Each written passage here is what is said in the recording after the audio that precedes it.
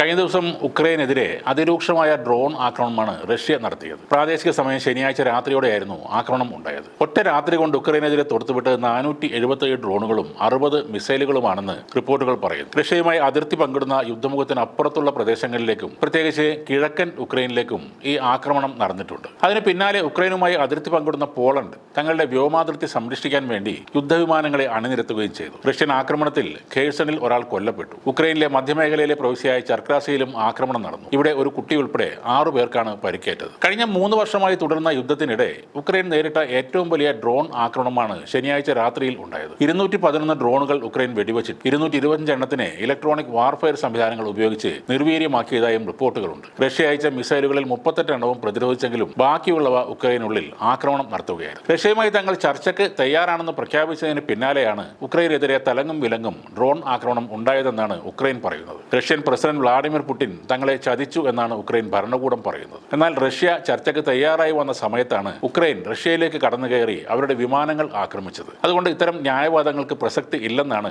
റഷ്യയുടെ വിശദീകരണം. അതേസമയം റഷ്യയെ ഒരു വിധത്തിലും പരാജയപ്പെടുത്താനോ അല്ലെങ്കിൽ ദുർബലപ്പെടുത്താനോ യൂറോപ്യൻ യൂണിയന് കഴിയില്ലെന്ന് അവരുടെ വിദേശകാര്യമന്ത്രി സെർജി ലാവ്റോവ് പറയുന്നു. കിർഗിസ്ഥാനിലേക്കുള്ള ഔദ്യോഗിക സന്ദർശനത്തിനിടെ കിർഗിസ്ഥാൻ വിദേശകാര്യമന്ത്രി ജീൻബെക് കുലബയുമായുള്ള ചർച്ചകളിലാണ് അദ്ദേഹം ഈ പരാമർശം നടത്തിയത്. നാറ്റോയും യൂറോപ്യൻ യൂണിയനും ഉക്രൈൻ സംഘർഷത്തെ റഷ്യക്കെതിരായ ആയുധമായി ഉപയോഗിക്കുന്നുവെന്ന് ലാവ്റോവ് പറയുന്നു. നമ്മുടെ രാജ്യവും പാശ്ചാത്യ ലോകവും തമ്മിലുള്ള ഒരു ഏറ്റുമുട്ടലാണ് ഇപ്പോൾ നടന്നുകൊണ്ടിരിക്കുന്നത്. അവർ വീണ്ടും നമുക്കെതിരെ യുദ്ധത്തിലേക്ക് പോകാനും റഷ്യയെ പരാജയപ്പെടുത്താനും തീരുമാനിച്ചിട്ടുണ്ട്. പ്രധാനമായും ഇവർ ഉക്രൈൻ ഭരണകൂടത്തെ ഒരു ആയുധമായി ഉപയോഗിക്കുകയാണ്. എന്നാൽ പടിഞ്ഞാറൻ രാജ്യങ്ങൾ ഇതിനു മുമ്പും ഇതിൽ വിജയിച്ചിട്ടില്ല. ഇത്തവണയും അവർ വിജയിക്കില്ലെന്നും ലാവ്റോവ് പറഞ്ഞു. പാശ്ചാത്യ രാജ്യങ്ങളെ ആക്രമിക്കാൻ തങ്ങൾക്ക് ഉദ്ദേശമില്ലെന്ന് റഷ്യ ആവർത്തിച്ച് പറഞ്ഞിട്ടുണ്ട്. അസംബന്ധം എന്ന് പറഞ്ഞുകൊണ്ടാണ് റഷ്യ ഈ വാദങ്ങളെ തള്ളിക്കളഞ്ഞത്. അംഗരാജ്യങ്ങളിൽ നിന്നും പണം തട്ടുന്നതിനായി നാറ്റോ വ്യാജ ഭീഷണികൾ സൃഷ്ടിക്കുകയാണെന്ന് റഷ്യൻ പ്രസിഡന്റ് വ്ളാഡിമിർ പുടിൻ പറഞ്ഞിരുന്നു. അമേരിക്കയുടെയും അവരുടെ കൂട്ടാളികളായ യൂറോപ്യൻ രാജ്യങ്ങളുടെയും ഒരു തരത്തിലുള്ള ഭീഷണിക്കും വഴങ്ങുന്ന പാരമ്പര്യമല്ല